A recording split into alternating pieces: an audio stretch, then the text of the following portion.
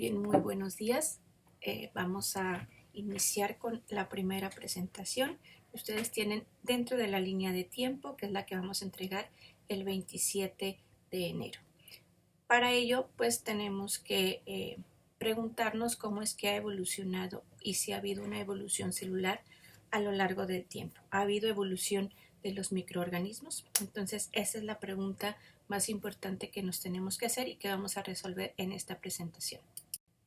Pues bueno, vamos a esta fase es la fase 1, introducción a la biología celular, y vamos a ver dos puntos muy importantes, lo que es la teoría celular y sus postulados y la teoría de la evolución de la célula. Pero antes que nada, pues tenemos que establecer qué es un sistema viviente, qué tiene vida y qué no tiene vida. Un árbol tiene vida, un animal tiene vida, un hongo tiene vida, un protozoario tiene vida, un virus es vivo, una bacteria tiene vida. Entonces eso es lo que tenemos que analizar. Y para ello pues tenemos que ver que todos los sistemas vivientes, todos los seres vivos están formados por estructuras mínimas muy similares. Aunque estructuralmente o fenotípicamente se vean diferentes, pues tenemos los mismos principios de organización similar. Tienen órganos, o sea, sistemas, órganos, tejidos, y esos tejidos están formados por células. Esas células están formadas por moléculas. Y la célula, esta es la unidad mínima fundamental de los seres vivos y tiene un metabolismo y un funcionamiento similar en todos los organismos vivos. Pues por eso nuestra unidad de aprendizaje pretende estudiar esa unidad fundamental de la vida que es la célula. De aquí que tenemos que comprender el origen, la evolución de la célula, así como su estructura y metabolismo, a través del estudio de los principales procesos metabólicos y de interacción que tienen estas células con otras células y con el medio ambiente, y que le permiten mantenerse en un estado de salud o homeostasis y su replicación. No nada más en los animales domésticos que vamos a ver, sino también en las plantas y en algunos microorganismos que interactúan con este. Por eso, desde hace ya más de 2 siglos se ha estudiado cuáles son las características de los seres vivos, cómo están compuestos y cómo funcionan. De ahí surgen los postulados de la teoría celular desde 1838, en donde tanto un botánico como un fisiólogo estudiaron por separado animales y plantas y se dieron cuenta que estaban formados por células, y desarrollan dos postulados: que las células constituyen la unidad anatómica y funcional de los seres vivos, la parte más pequeña. Por otro lado, que todos los seres vivos están compuestos por una célula, organismos unicelulares, y o por más células, organismos pluricelulares. Por otro lado, la interrogante de dónde vienen estas células pues se resuelve cuando Rudolf Virchow desarrolla el postulado de que todas las células proceden de una célula preexistente, es decir, estas células se generan por la división de una célula madre que da lugar a 2 células hijas. Los estudios de la composición de los seres vivos pues siguen en el siglo de 1900, y aquí se desarrollan otros postulados modernos de la teoría celular, además de los ya existentes. El cuarto postulado sería que las células contienen la información hereditaria que es transmitida de célula a célula durante la división celular, es decir, el ADN. Por otro lado, todas las células poseen básicamente la misma composición química, es decir, están formados por moléculas o biomoléculas como son carbohidratos, proteínas, ácidos nucleicos y ácidos grasos, además de agua y algunos minerales y algunos otros elementos básicos. Por otro lado, es muy importante, una vez que se desarrollan todas estas investigaciones para ver cómo se mantienen vivas las células, pues se establece que todo el flujo de energía, es decir, el metabolismo celular, la bioquímica, de la vida ocurre dentro de las células. Muy bien, eso en cuanto a los postulados de la teoría celular, ¿sí? Son 6 conceptos básicos que sustentan la información sobre cómo están compuestos los organismos y cómo funcionan. Por otro lado, la teoría de la evolución celular nos habla de ese desarrollo paulatino que han tenido y esos cambios tanto estructurales como metabólicos que han sufrido primero las células y luego los organismos. Y aquí vamos a hacer una actividad, vamos a hacer esa línea de tiempo que se va a hacer en equipos de tres estudiantes y la vamos a entregar en la fecha que está señalada en Nexus. Al realizar esta línea de tiempo estaremos analizando las teorías sobre las vertientes evolutivas de la célula a partir de un ancestro común y hasta la formación de organismos pluricelulares. Eso sería como las competencias que tendríamos que desarrollar. Todo esto, pues, realizando esta actividad de línea de tiempo. Lo primero que tenemos que hacer es más o menos entender qué es una línea de tiempo. Sabemos que es una línea en donde nosotros vamos colocando, pues prácticamente en un orden cronológico, en forma ordenada, ciertos procesos o sucesos y que vamos a establecer pues esos sucesos también en esa línea de tiempo y vamos a agregar una breve explicación de qué ha pasado en ese suceso, en ese proceso de evolución. Aquí nosotros tenemos el inicio de esa línea de tiempo. Si ustedes se fijan, estamos hablando desde la creación del Sol, la creación de la Tierra, la evolución de la Tierra y la evolución de la química prebiótica, es decir, la formación de biomoléculas. Hasta aquí estaríamos hablando de antes de la primer célula. Y por otro lado, en la parte de abajo estamos colocando algunas imágenes que dan alusión a estos hechos que tenemos en la parte superior y que se explican en estos breves cuadros. Y por otro lado, en la parte de abajo también tenemos aquellas vertientes, o aquellos experimentos que han dado lugar a estas teorías de la evolución, el año y por supuesto los científicos que han desarrollado esas teorías. Eso es lo que vamos a hacer nosotros en esta línea de tiempo.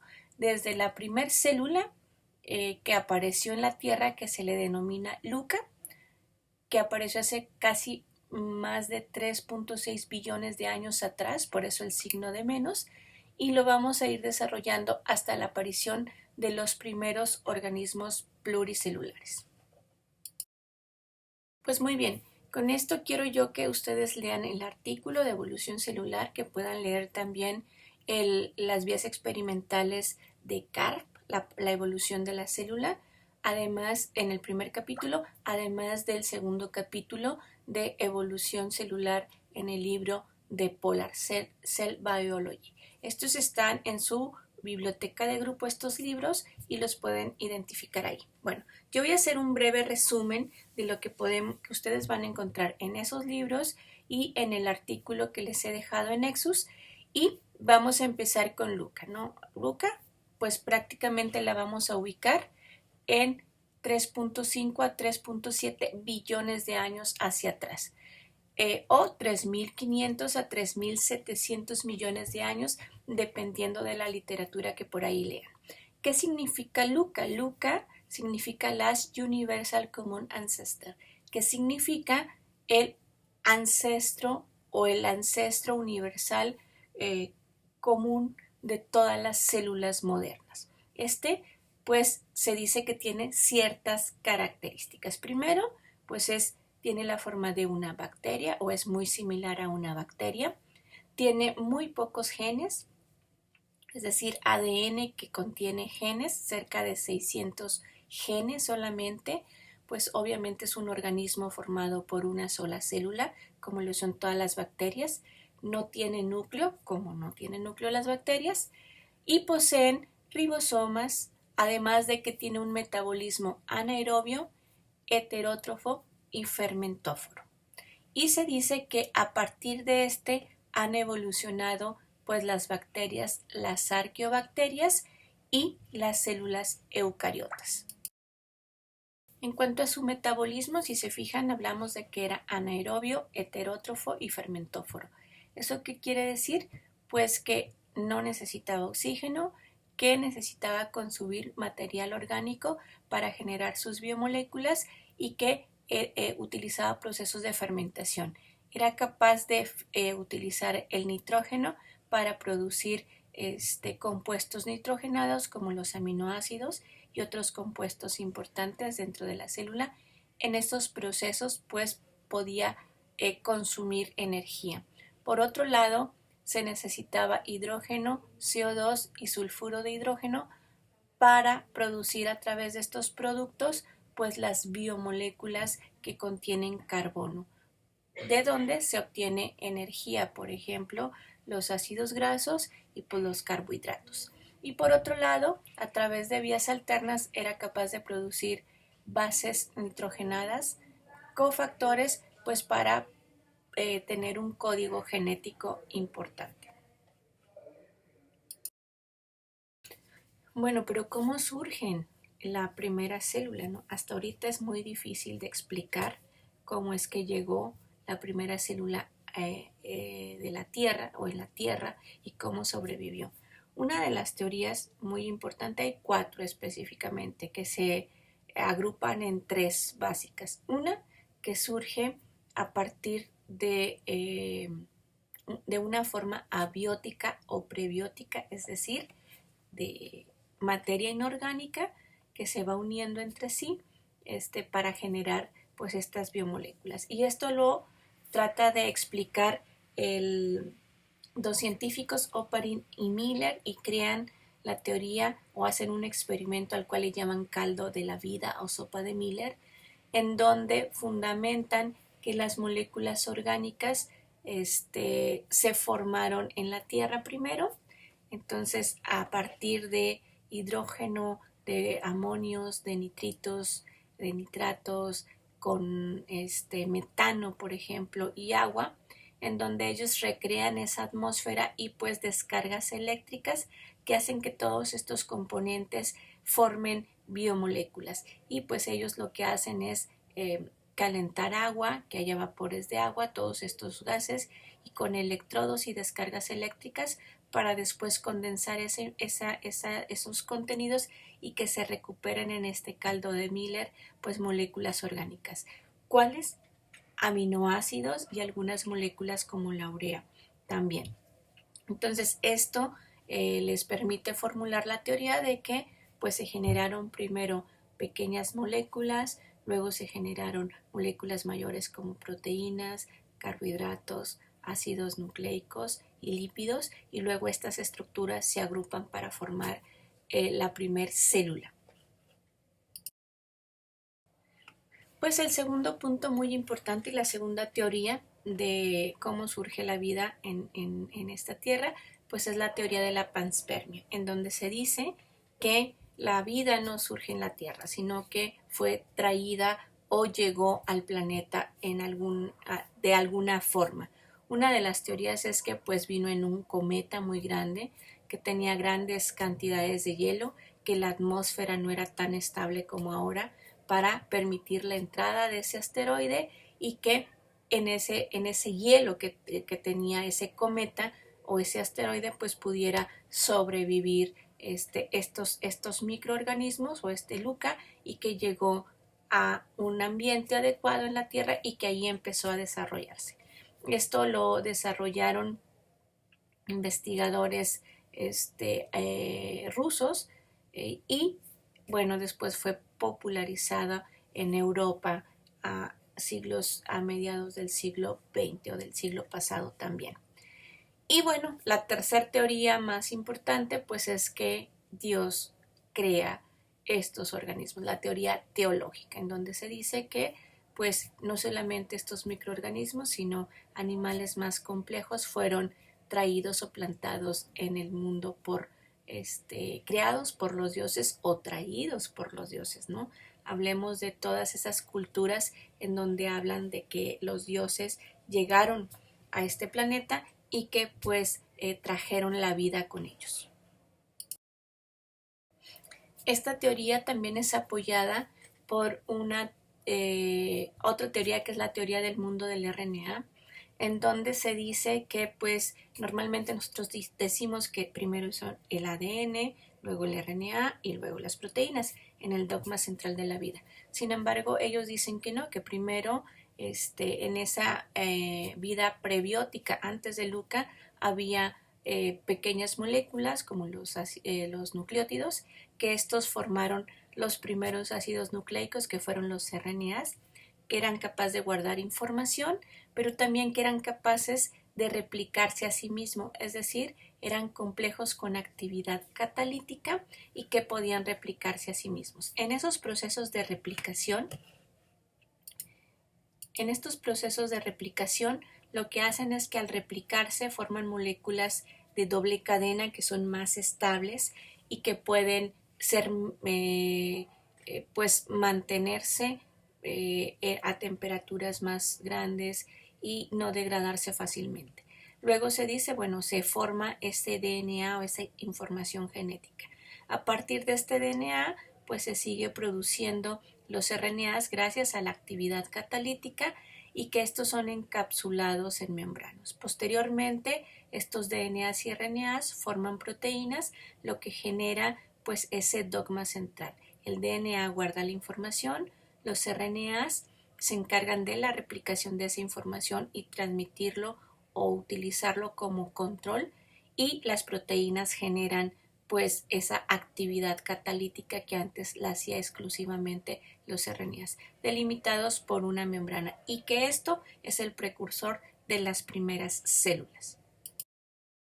El segundo punto que nos piden es que expliquemos esa evolución de la célula procariota. Entonces, a partir de Luca empieza a generarse organismos más complejos, bacterias más complejas, pues para poder generar y para poder adaptarse al medio ambiente. Primero estuvieron Luca, que era heterótrofo, fermentóforo, anaerobio, anoxigénico, y luego surgieron las primeras células que podían generar sus propios alimentos, los autótrofos, ¿no? Estos, a su vez, en estos procesos de evolución, se convierten en oxigénicos y a partir del agua empiezan a utilizar el hidrógeno ellos y los protones y los electrones, y el oxígeno lo liberan, surgiendo pues los organismos aerobios, tanto células heterótrofas como autótrofas, generándose tanto heterótrofos aerobios como anaerobios y autótrofos anaerobios como aerobios, anoxigénicos y oxigénicos. Otro punto muy importante que nos pide este proceso es que comprendamos la evolución, o que expliquemos en la línea de tiempo la evolución metabólica de los procariotas, es decir, cómo de un heterótrofo fermentóforo anaerobio evoluciona hasta un autótrofo fotosintético y respirador aerobio. ¿Cuál es ese proceso y qué es lo que causa ese proceso? Pues bueno, lo que causa ese proceso siempre va a ser el medio ambiente. El medio ambiente hace que evolucionen los organismos y los sistemas vivos. En este caso tendríamos una bacteria, Luca, pues heterótrofa, que necesitaba consumir alimentos o biomoléculas, fermentófora porque necesitaba hacer la fermentación para extraer energía y mantener su metabolismo, y no necesitaba oxígeno. Sin embargo, pues cuando sucede esto, cuando estas bacterias se replican muy ampliamente, pues se escasea el alimento. Entonces ahí tiene que haber esa evolución hacia organismos autótrofos. ¿Qué quiere decir?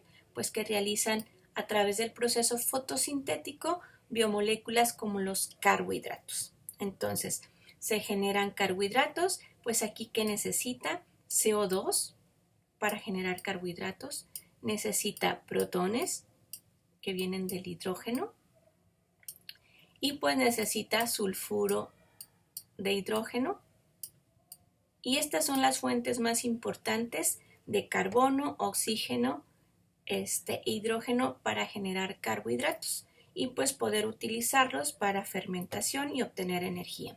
Sin embargo, si ustedes se fijan, con toda la degradación de estos procesos, la fijación de CO2, pues no se generaba oxígeno, ya que al partirse el sulfuro de hidrógeno se producía azufre, y los hidrógenos y los electrones, se utilizaban para formar esas biomoléculas. Por lo tanto, eran organismos anoxigénicos.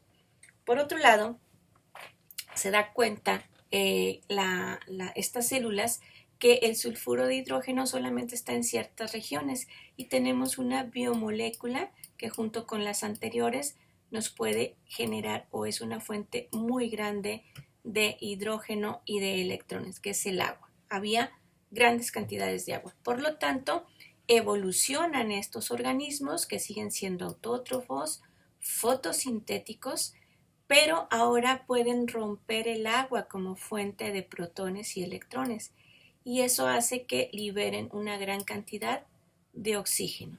Por eso de anoxigénicas se vuelven oxigénicas.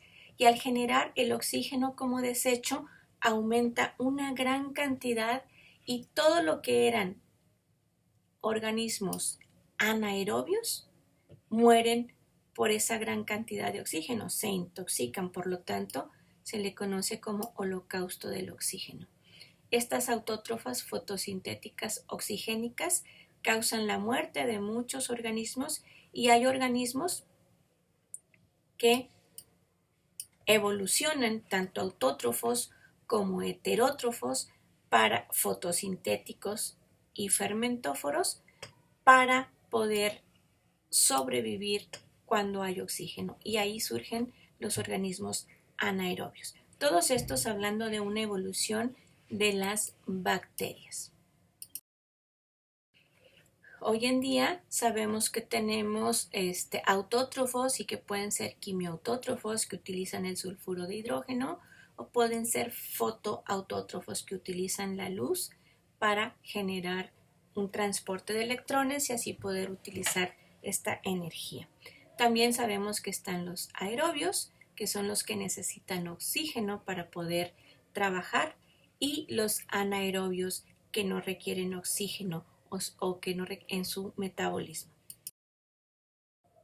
Todos estos cambios metabólicos se dan porque pues hay proteínas que realizan esas funciones específicas y esas proteínas provienen de los genes. Entonces, obviamente también tiene que haber una evolución de los genes, de la genética, ¿no? Hoy sabemos que el medio ambiente presiona el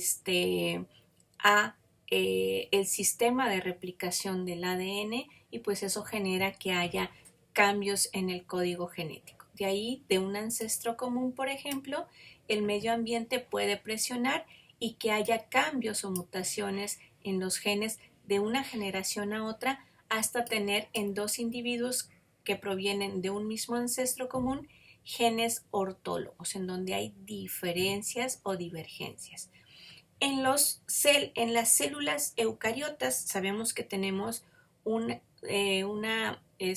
pares de cromosomas, y esto se dice que surgieron a partir de genes individuales que se replicaron en una célula y que en lugar de la célula de dividirse, como lo haría una célula procariota, se quedaron con dos copias de un mismo gen.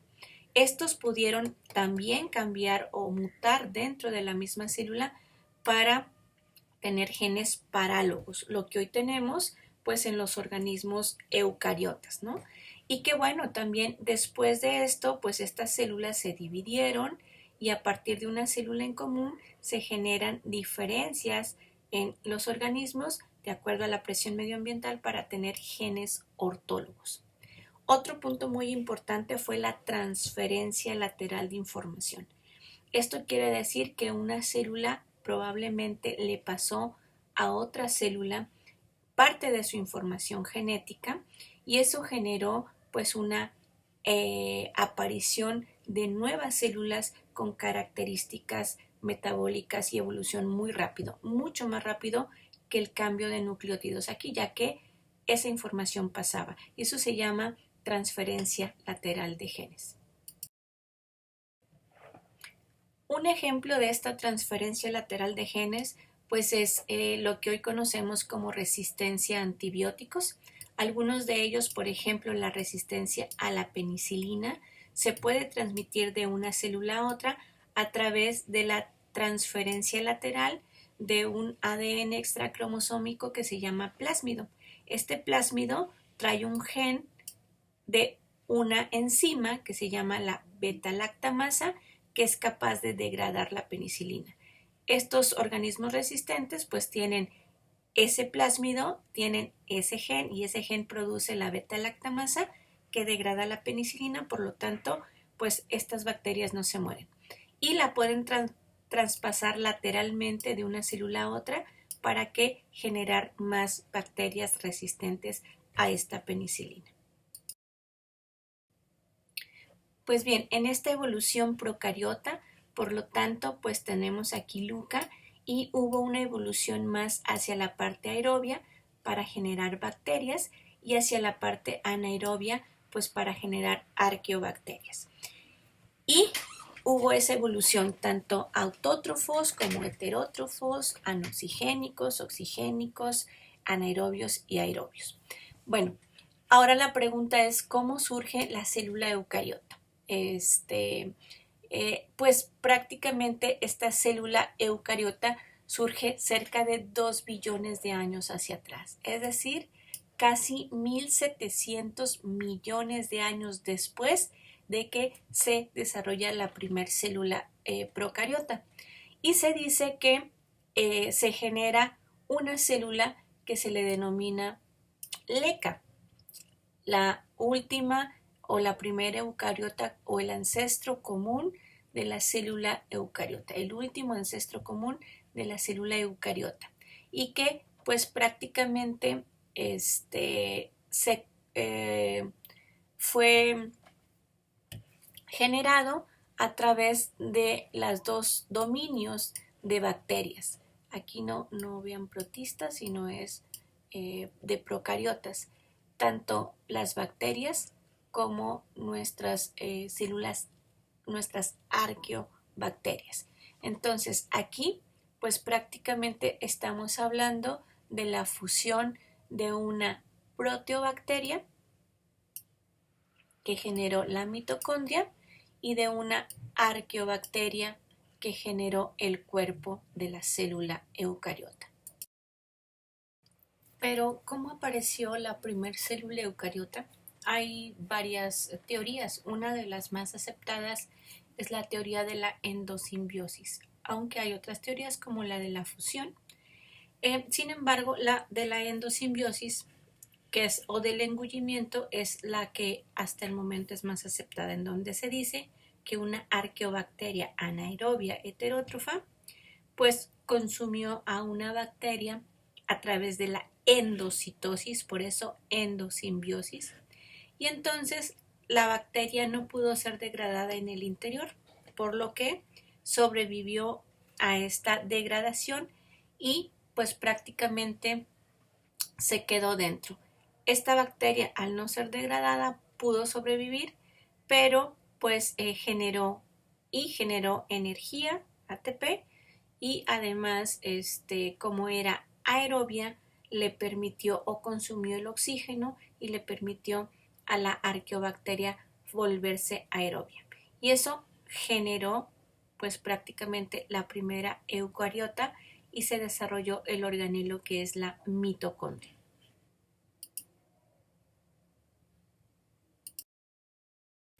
Esta teoría de la endosimbiosis seriada pues la desarrolló Lian Margulis y también se le conoce como la teoría de la simbiogénesis seriada. Ella la desarrolló en 1967 comparando el genoma que tienen estos organelos, las mitocondrias y los cloroplastos con los precursores, las cianobacterias y las proteobacterias y se dio cuenta que había una gran similitud. Entonces por eso realizó pues esta teoría. Entonces, ¿qué indica esta teoría? Hay dos grandes, o en esta teoría hay 4 simbiogénesis muy importantes. En la primera, la arqueobacteria, que era termoacidófila, es decir, soportaba grandes temperaturas y a pH muy bajo, utilizaba el azufre o el sulfuro de hidrógeno y el calor. Esta se fusiona con una espiroqueta, una bacteria nadadora que genera pues prácticamente un flagelo, ¿sí? Y esta a su vez se fusiona con una bacteria aerobia, heterótrofa o respiradora de oxígeno, para generar en una segunda fusión una eucariota con una mitocondria. Esta mitocondria, además, también se dice que esto puede suceder también con los peroxisomas. Y bueno, a partir de esto se generan los animales y hongos. Este es precursor pues de todos los eucariotas. Entonces, esta eucariota ya con mitocondria, inclusive con algunos peroxisomas, pues 1000 años después, esto sucedió hace 2 billones de años, una de estas células se fusiona o hace una segunda endosimbiosis, pero en esta ocasión fagocitó una cianobacteria, que es una bacteria fotosintética, y eso genera un organelo que es el cloroplasto.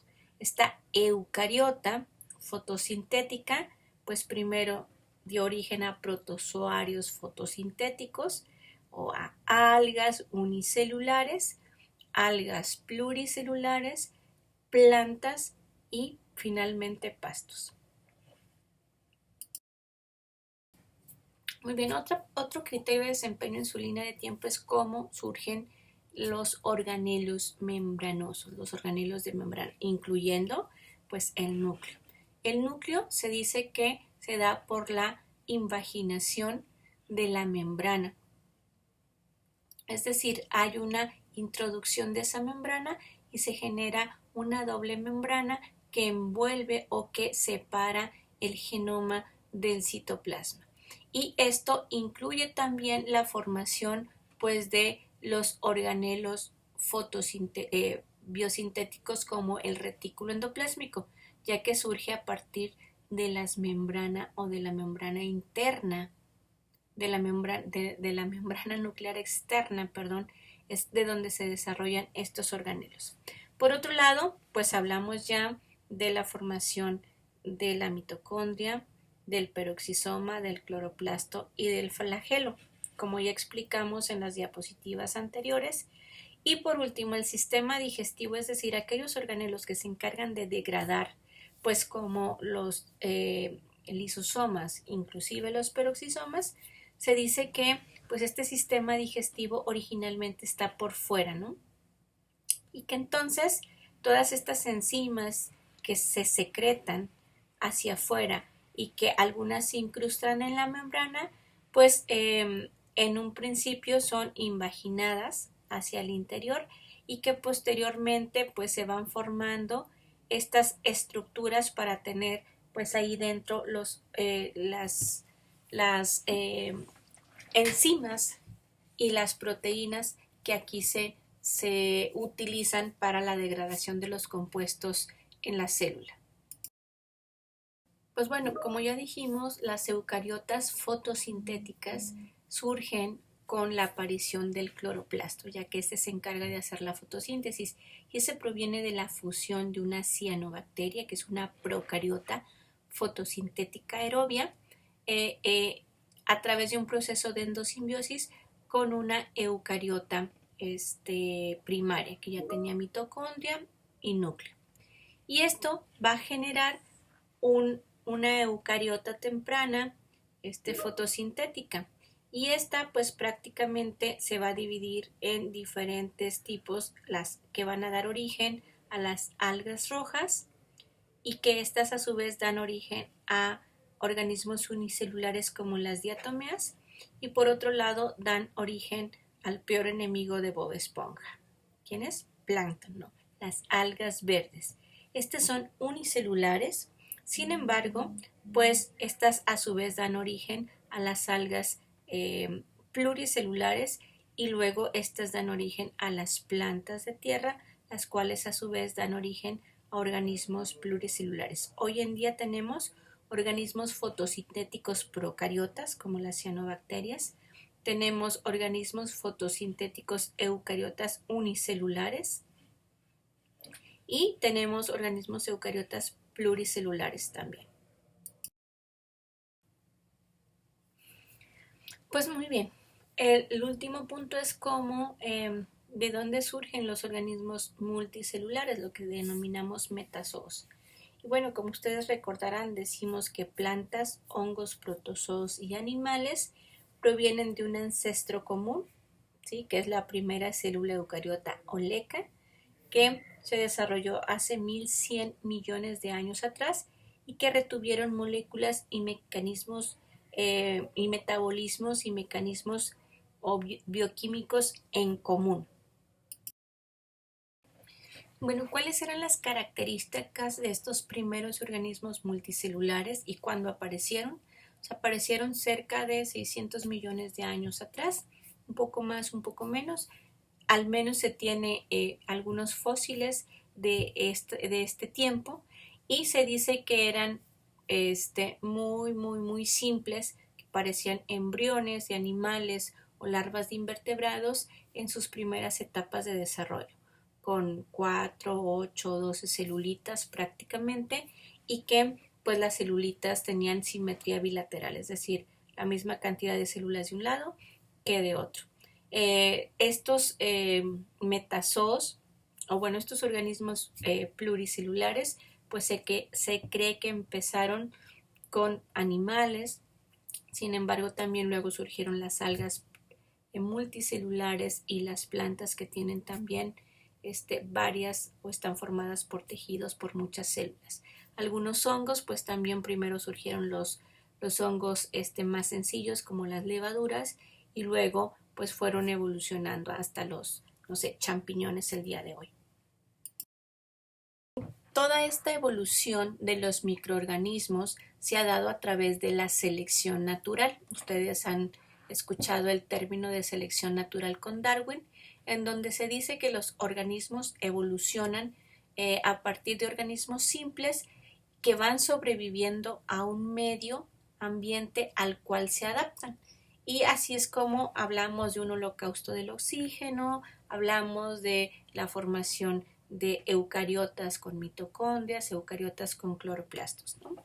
En el caso de los organismos ya que tenemos como animales, plantas y hongos, pues la selección natural se ha dado a través del tiempo, a través de miles y millones de años. Estamos hablando desde Luca, que hace 3.700 millones de años, hasta organismos pluricelulares hace 600 millones de años. Es decir, más de 3.100 millones de años para que se diera esa evolución en estos organismos. Pues imagínense qué pasa cuando se hace selección artificial. Nosotros como humanos, inclusive pues algunas separación de regiones, pues se ha hecho selección artificial, ¿no? El hombre ha hecho cruzas dirigidas y ahora en día transgénicos, en donde podemos sacar genes y meterlos, como vemos aquí, meter genes de una bacteria que causa la muerte de algunos insectos en los maíces para generar maíz transgénico, ¿no? Y entonces pues prácticamente que estos insectos al consumir la planta mueran y así se terminen las plagas. Hemos hecho también la producción de animales transgénicos, por ejemplo, cabras que producen en su leche hormona del crecimiento o cerditos que florecen, por ejemplo. Pues esto acorta mucho esa selección y a lo mejor esos cambios que debían de pasar miles y millones de años, nosotros los hemos acortado con esas cruzas dirigidas en donde buscamos cruzar dos animales que tengan mejor genética para generar mejores animales. Por último, en esta imagen podemos ver esa gran diferencia entre los las arqueobacterias, las bacterias y las eucariotas. Si ustedes se fijan en cuanto a su tamaño, en cuanto al tipo de cromosomas, la estructura del cromosoma, si utilizan ARNs mensajeros y su estructura, pues hay diferencias muy importantes tanto en procariotas como en eucariotas. En su estructura interna, pues es muy importante esos organelos, las citoarquitecturas, si son sencillos o son muy complejos, el citoesqueleto o el citoplasma, la generación de ATP, si se fijan, en todos tenemos estos procesos para generar ATP y la estructura en cuanto a lípidos de membrana. Pues también hay diferencias muy importantes entre estos tipos de células. Esto es muy importante para que ustedes comprendan esas diferencias entre estos eucariotas y procariotas.